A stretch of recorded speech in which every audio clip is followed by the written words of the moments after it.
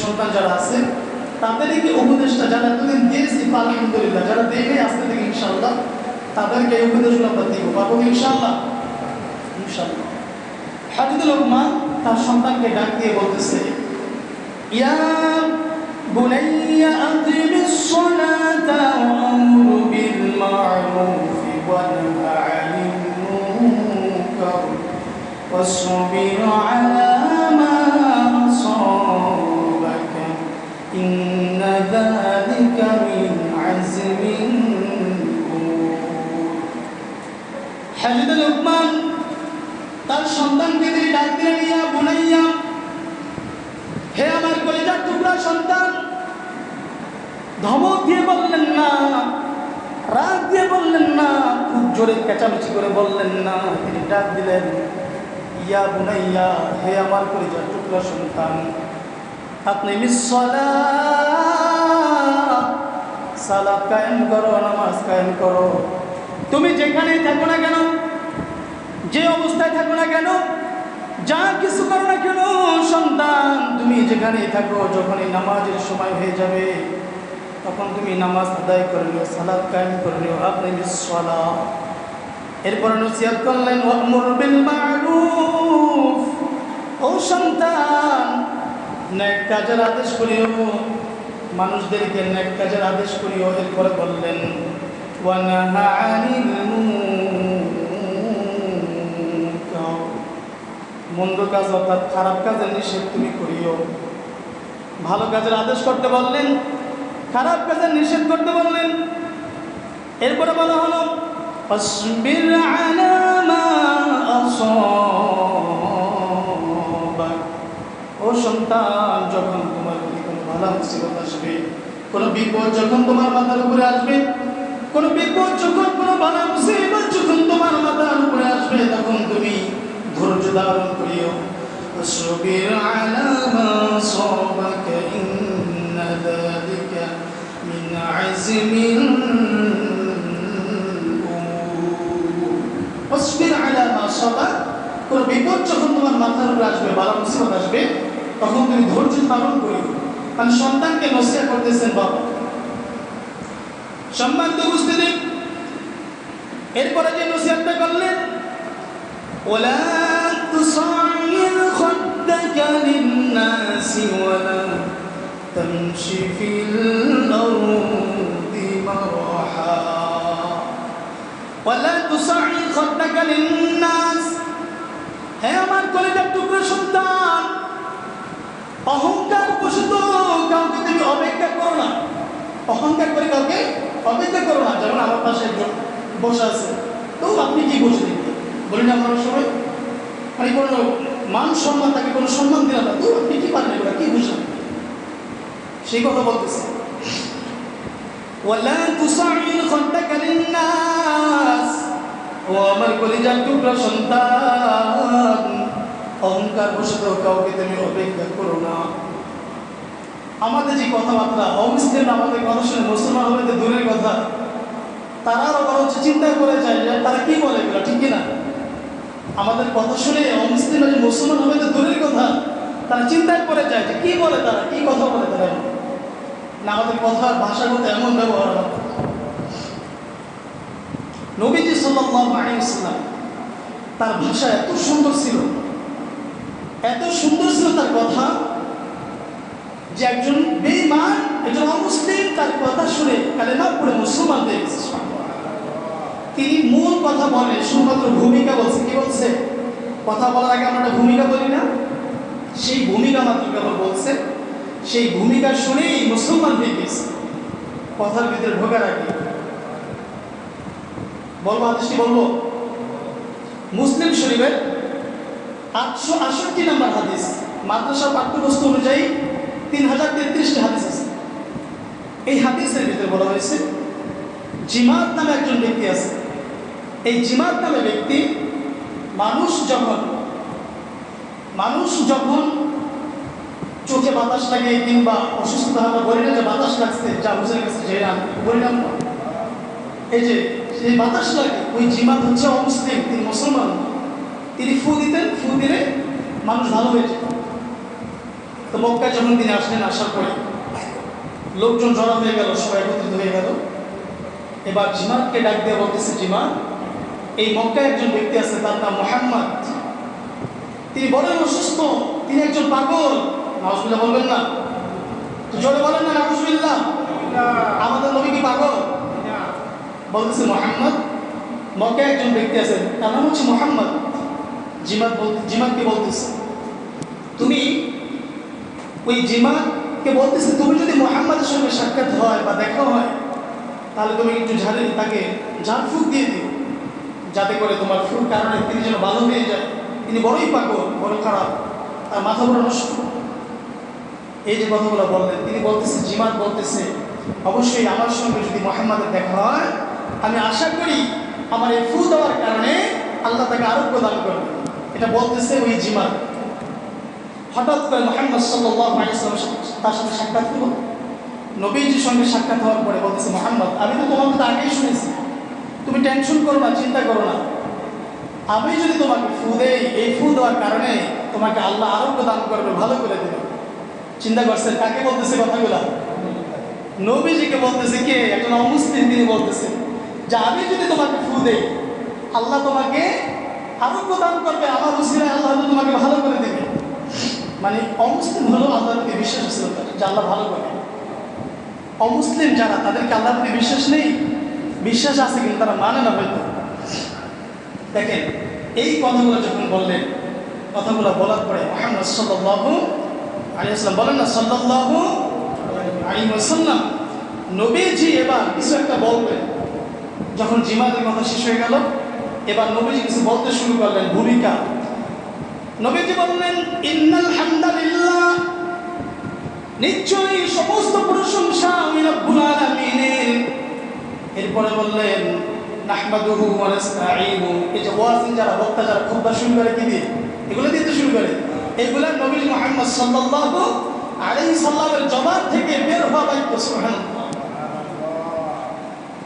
নবীজি বলতে শুরু করলেন, নাহমাদুহু ওয়া নাস্তাঈনু, আমরা প্রশংসা করি আল্লাহ তাআলার, এবং আমরা ওই আল্লাহ তাআলার কাছে ক্ষমা প্রার্থনা করি।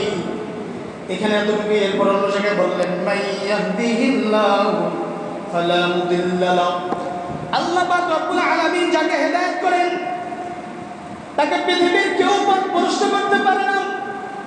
ওয়া মান ইউদ্লিলহু ফালা হাদিয়া লাহু, আর রব্বুল আলামিন যাকে পথভ্রষ্ট করে, তাকে পৃথিবীর কেউ হেদায়েত দিতে পারে না। পারে নাকি? কথা বলেন।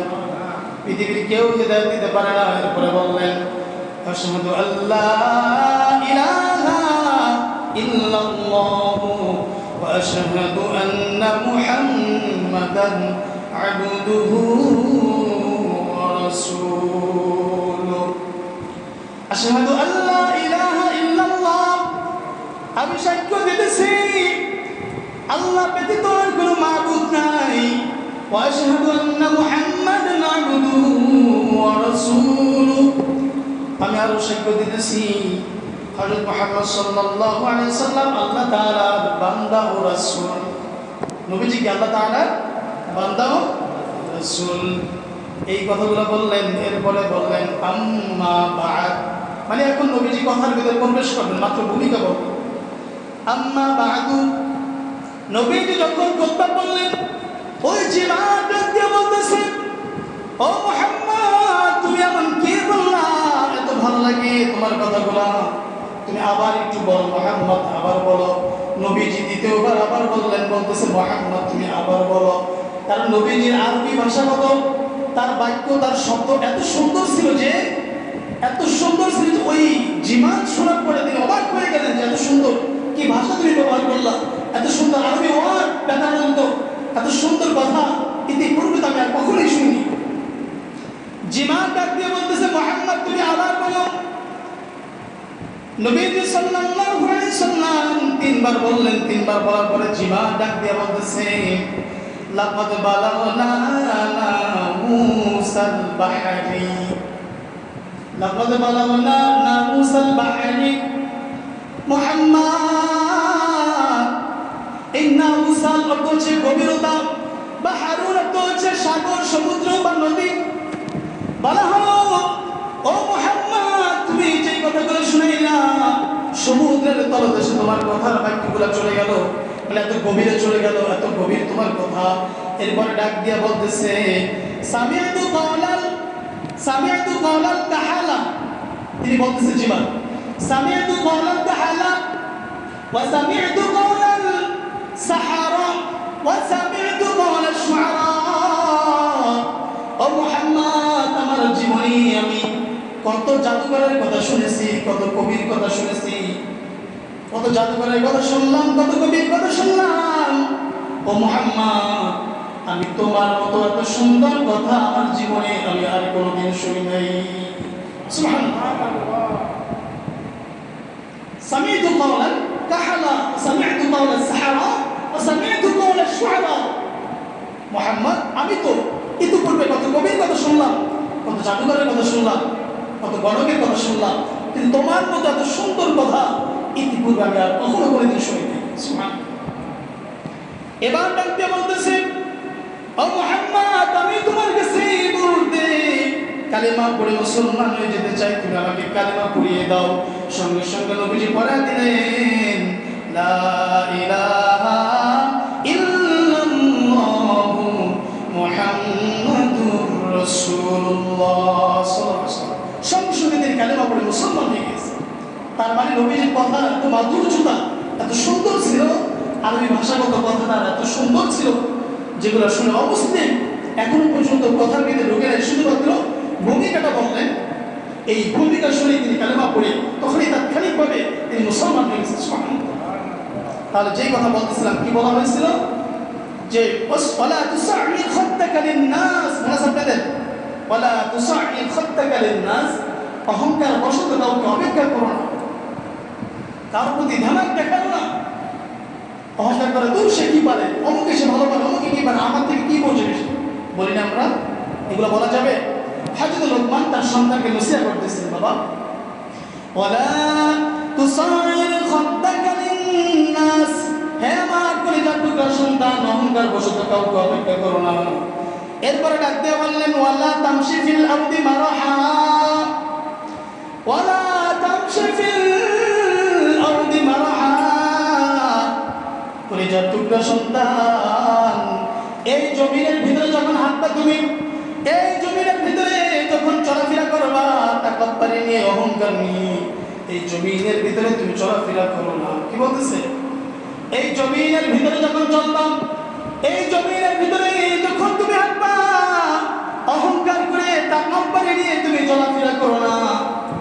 দুনিয়ার ভিতরে যারা অহংকারী করে তাকাব্বুরি নিয়ে চলে, এই জমিনের ভিতরে, তিরমিজি শরীফে একটা হাদিস আসছে, তিরমিজি শরীফের 2493 নম্বরের হাদিস আছে।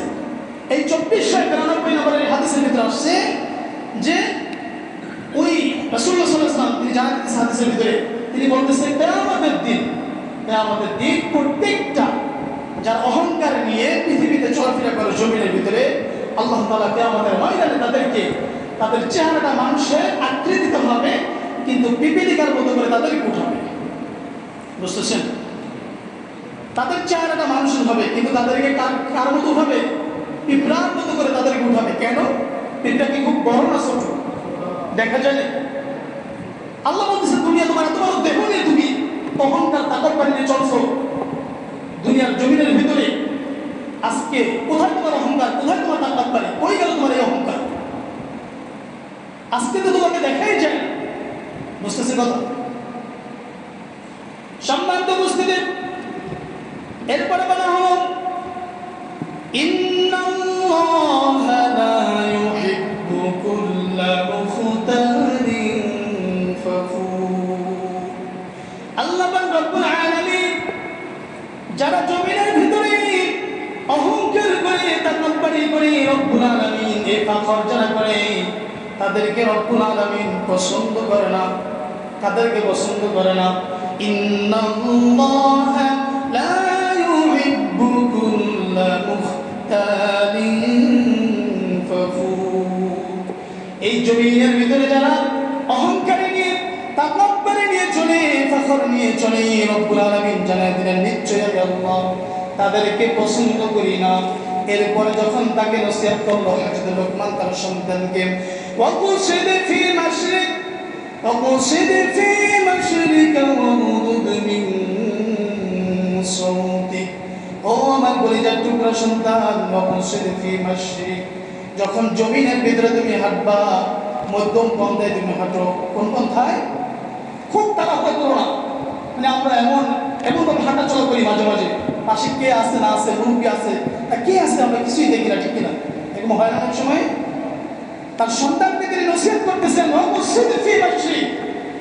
আমার সন্তান, এই জমিনে যখন তুমি হাঁটবা মধ্যম পন্থায় তুমি হাঁটো, এমন হাঁটো না যে তোমার হাঁটার কারণে অন্য মানুষ কষ্ট পায়। অনেক সময় হয় কি জানেননি, এই যে বৃষ্টি নামে মসজিদ আমরা এক একজন আসতে ঘোরা করে পায়ের ভিতরে মাটি আছে, জোতায় না কোথায় মাটি আছে, এগুলো কিচ্ছু আমরা ফলো করি না। মসজিদে ঢুকলাম, মসজিদে ঢোকার সময় সামনে যে জুতা থাকে আরো 4-5 জনের জুতা নষ্ট করলাম, এবার মসজিদে ঢোকার পরে মসজিদ আমরা নষ্ট করি, ঠিক কিনা? এই যে আপনি আল্লাহর ইবাদত করার জন্য মসজিদে আপনি আসছেন, হয়তো আল্লাহ চাইলে কিছু ভুল ত্রুটি হলে মাফ করে দিতে পারে, কিন্তু বান্দাকে যে আপনি কষ্ট দিলেন, এই যে জুতা নষ্ট করলেন, মসজিদ নষ্ট করলেন, এই যে কষ্ট দিলেন আপনি, এই বান্দা যতক্ষণ পর্যন্ত আপনাকে মাফ না করবে ততক্ষণ পর্যন্ত আল্লাহ আপনাকে মাফ করবে। তাড়াহুড়া করা যাবে? কথা বলেন, তাড়াহুড়া করা যাবে না। হযরত লোকমান তার সন্তানকে নসিহত করছেন, ওয়াকুসিদ ফি মাশরিক, এই জমিনে যখন তুমি হাঁটো মধ্যম পন্থায় তুমি হাঁটো। এরপরে বললেন, ওয়াগুদ মিন সাওতিক, সন্তান যখন তুমি কথা বলো কথাগুলো নিম্ন স্বরে বলো, খুব উঁচু গলায় কথা বলো। আমরা ভালো কথা বললে অনেক সময় পেছামেছি করে ফেলি, ঠিক কিনা?